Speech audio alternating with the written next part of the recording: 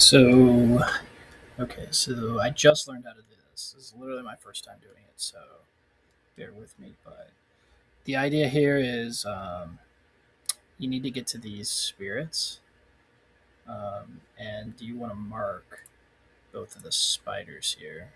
So, see, I have one marked with diamond, one with triangle.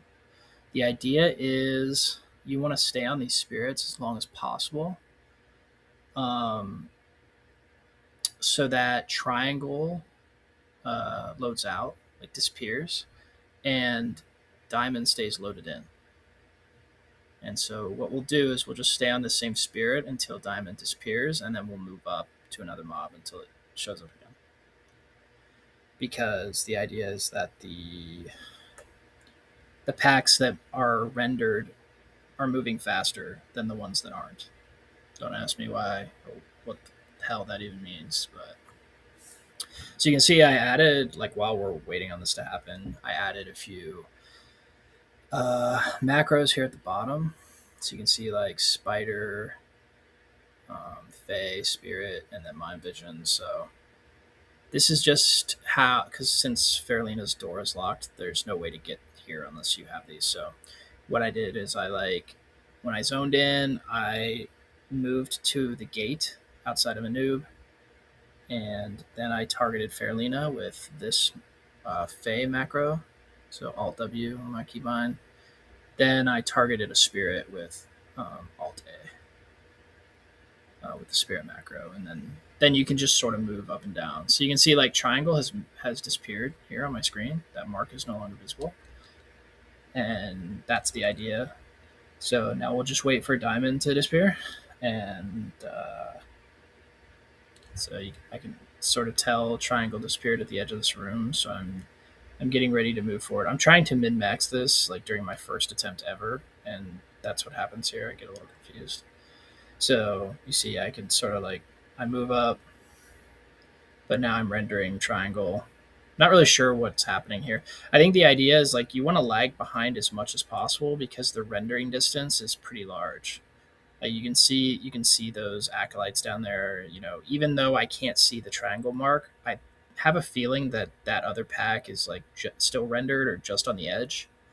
So you just want to wait until these guys disappear. Like I could have been much more patient here, I think. So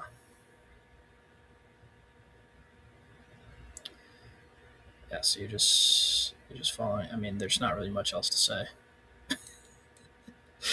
You're just following them. 10 minutes. So,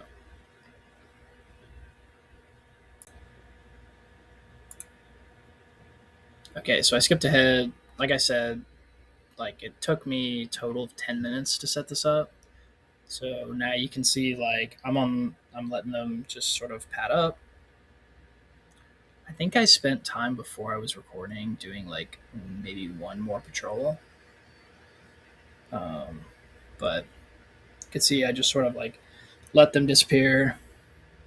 I don't know if I went AFK or like wasn't paying attention here, but it seemed to work out. And you'll see that in a moment. Just letting it channel. And yeah, all this advice came from this glaive, rat glaive guy in Lumber actually DM'd him. He's in Crit Crush. So you can see like now, you know, now that I've mind visioned over here, they're essentially stacked. So you'll see in a second when I mind vision down there that that's all there is to it. Stay at max distance, just follow them like by mind visioning different mobs until they're stacked, and then so at this point, once they're stacked, the idea is like actually where they're at right now, which is the end of Faerlina's room. That's when you'd want to start your raid, because then they patrol all the way back, and you have the highest chance of like after killing a noob and Faerlina of them being like on the far end of the patrol, and they wouldn't run into your rogue during the outer wing skip.